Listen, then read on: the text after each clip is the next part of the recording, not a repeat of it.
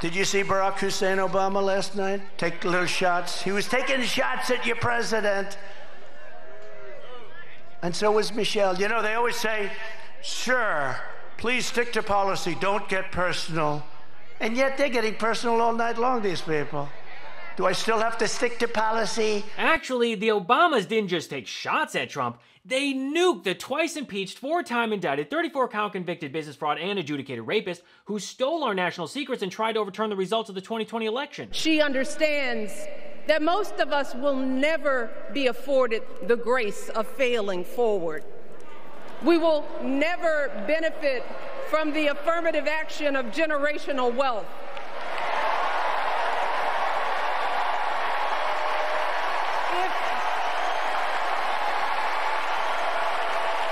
If we bankrupt a business or choke in a crisis, we don't get a second, third, or fourth chance. If things don't go our way, we don't have the luxury of whining or cheating others to get further ahead. No. We don't get to change the rules so we always win. If we see a mountain in front of us, we don't expect there to be an escalator waiting to take us to the top. No. We put our heads down. We get to work. In America, we do something. And I just want to say, before the Obamas went on stage, Trump tried to say nice things about the power couple. But I happen to like him. I respect him and I respect his wife. My guess is that Trump was hoping that if he was nice in the final moments, they would take it easy on him. However, that was too little, too late. Now, unfortunately, we know what comes next. We know folks are going to do everything they can to distort her truth. My husband and I sadly know a little something about this. For years, Donald Trump did everything in his power to try to make people fear us. See, his limited, narrow view of the world made him feel threatened by the existence of two hard-working, highly educated, successful people who happen to be black.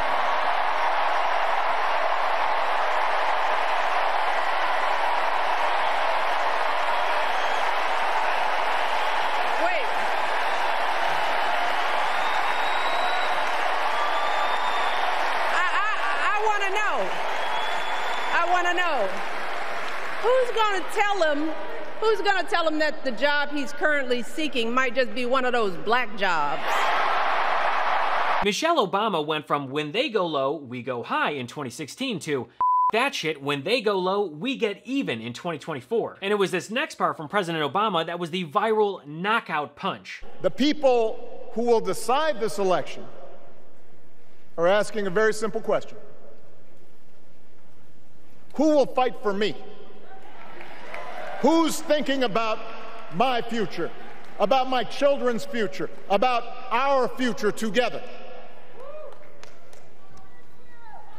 One thing is for certain, Donald Trump is not losing sleep over that question.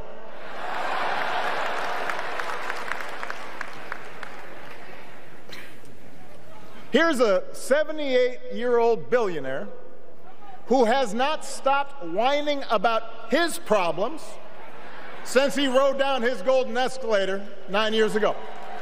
It has been a constant stream of gripes and grievances that's actually been getting worse now that he's afraid of losing to Kamala. There's the childish nicknames, the crazy conspiracy theories, this weird obsession with crowd sizes.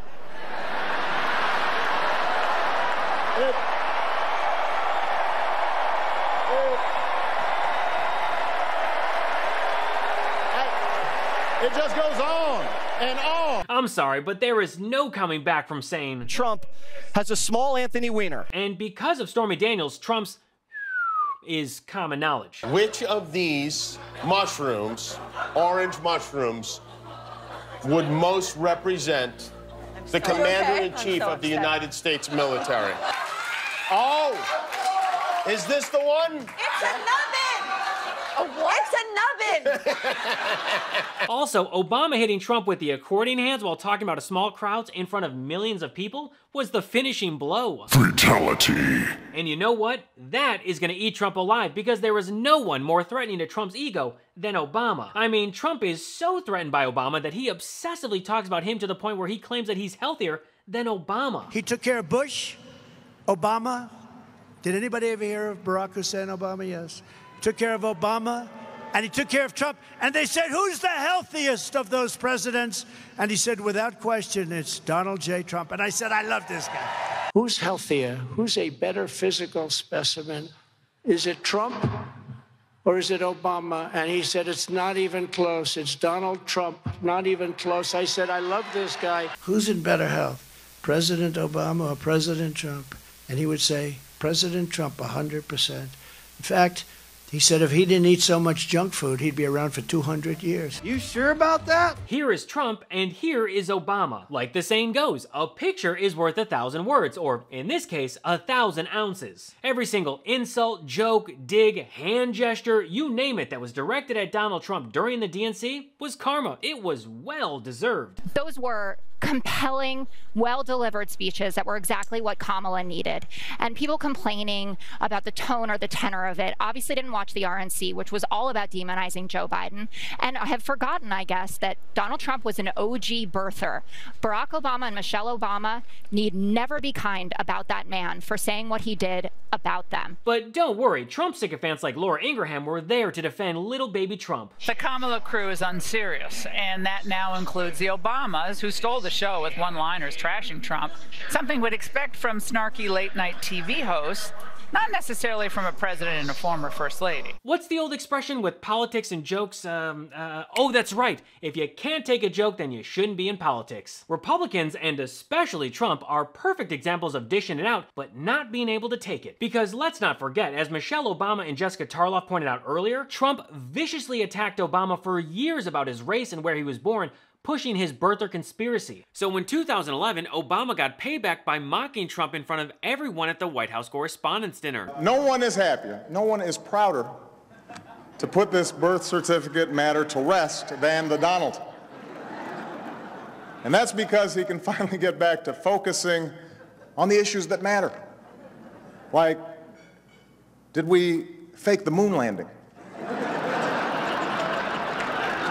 What really happened in Roswell? And where are Biggie and Tupac? All kidding aside, obviously we all know about your credentials and breadth of experience. For example, no, seriously, just recently in an episode of Celebrity Apprentice at the steakhouse, the men's cooking team did not impress the judges from Omaha Steaks. And there was a lot of blame to go around, but you, Mr. Trump, recognized that the real problem was a lack of leadership. And so ultimately you didn't blame Little John or Meatloaf. You fired Gary Busey. And these are the kind of decisions that would keep me up at night. Obama humiliated Trump so badly that ever since that moment, Trump never attended another correspondence dinner. In fact, Trump was so afraid of being laughed at that he became the first president in decades to not attend the dinner during his entire time in the White House. The last time a sitting president skipped a dinner was Ronald Reagan in 1981, and that was only because he was recovering after being shot after an assassination attempt. Reagan even called into the dinner and joked about it. So I'm not exactly sure what Trump's excuse is, other than being a huge pussy ass bitch. The 78-year-old crybaby is still whining about Democratic and Republican speakers roasting him night after night. And look, I'm no professional, but a guy this old might want to chill out. Actually, you know what? I think Trump could benefit from today's sponsor, Sol.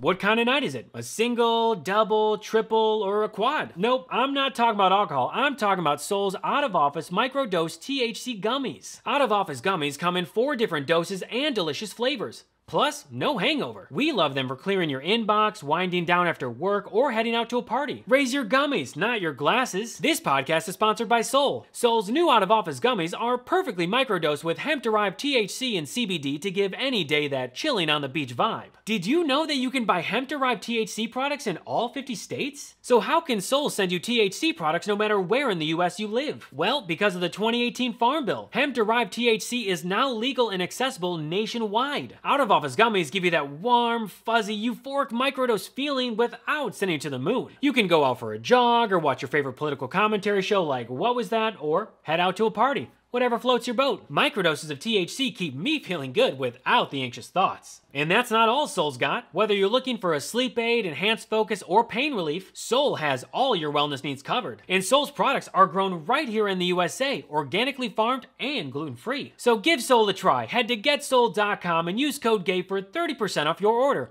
That's 30% off your order using code GABE. One last time, GetSol.com and code GABE for 30% off. But it was Barack and Michelle Obama who really got under Trump's skin. No, they really were nasty, and then they say to me, sir, please stick to policy. Don't stick to personality. You should be nice to people, sir. You have to be nice. I call them up, my geniuses, they get paid a fortune. Actually, not that much. I have never seen someone more triggered than Donald Trump. But then again, Trump is not just a petulant child, but he's also a spoiled brat who whines whenever someone puts him in his place. Also, I 100% believe that Trump's staff asked him to stick to policy, but he just can't help himself. But I call up my people. I say, they're knocking the hell out of me, and you say I shouldn't get personal. I have to get personal, don't I? I have to get personal. I have to get personal. They get personal. But I'm going to do my best.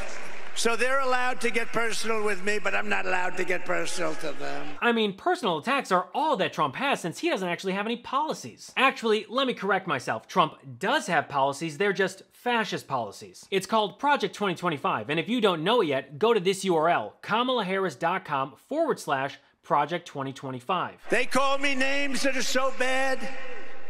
Our great First Lady says, but you're not that way, darling. They love our great First Lady, I will tell you that. They do. They do. But darling, you're not that way. I said, I know that.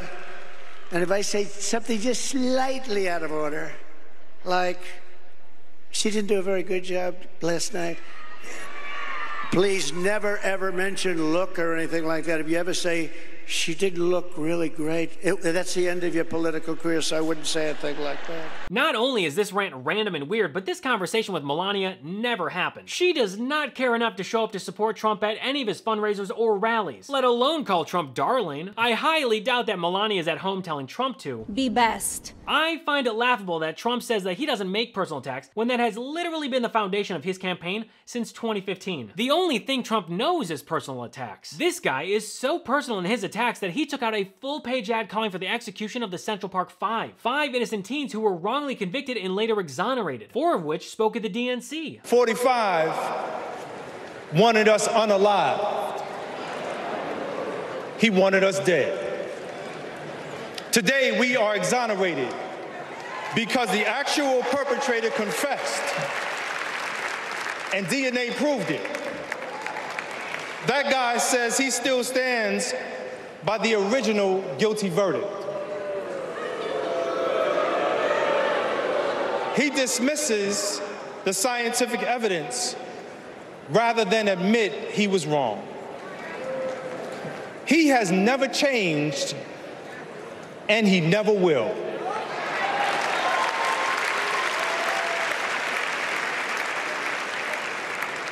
That man thinks that hate is the animating force in America. It is not. We have the constitutional right to vote. In fact, it is a human right. So let us use it. I want you to walk with us. I want you to march with us. I want you to vote with us. Politics has changed a lot since Trump has entered, and not for the better. He's bigoted, hateful, divisive, and all-around evil. There was a time not too long ago when politicians could approach an election with some sense of respect and decency, regardless of your political differences and views. I'm concerned about, someone that, cohorts with domestic terrorists such as Ayers. I have to tell you, he is a decent person and a person that you do not have to be scared as President of the United States. I can't trust Obama. I have read about him. He's an Arab. He is not. No? No, ma'am. He's a decent family man, citizen that I just happen to have disagreements with on fundamental issues, and that's what this campaign is all about. He's not. Thank you. My hope is that in the future we can return to a place like that, but until then, we have to deal with this weird old bumbling fascist. How disgusted we're all when we see, all of us are, when we see 3 days ago when we viewed their parade. I don't know about you, but I am tired of Trump. I'm tired of his misogyny, his racism, and his whining that he's the victim. It is well past time for us to move on from Trump. We do not need 4 more years of bluster and bumbling and chaos. We have seen that movie before, and we all know that the sequel is usually worse.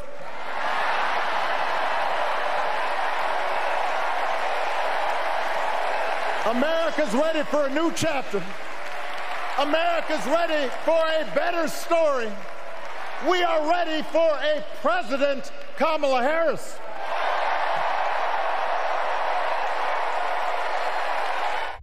Well, that's all for me today. Thanks so much for watching, and feel free to follow me at I Am Gabe Sanchez. If you enjoyed the show, don't forget to check out the audio version of What Was That? Perfect for when you're on the go or just relaxing. Catch every episode wherever you listen to podcasts. So until next episode, I'm Gabe Sanchez, and this has been What Was That?